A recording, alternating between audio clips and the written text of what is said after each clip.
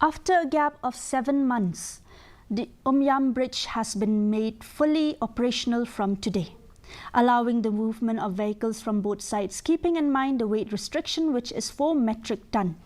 The total cost of the rehabilitation work amounted to Rs 19.9 crore. As for the dam, almost all the works on the top surface is completed, but they still need to go for grouting in the gallery portion, besides repairing of cracks, which will not hamper the flow of traffic.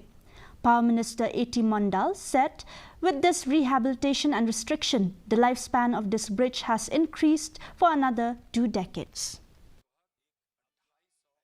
We had a threadbare discussions, and after all the discussions, it has been decided that from tomorrow onwards, the bridge will be open both ways.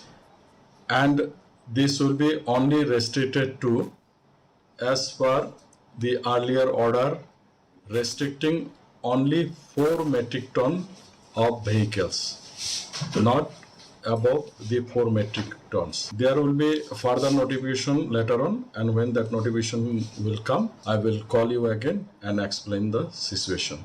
So this is the present situation as per the status of Umiam bridge is concerned.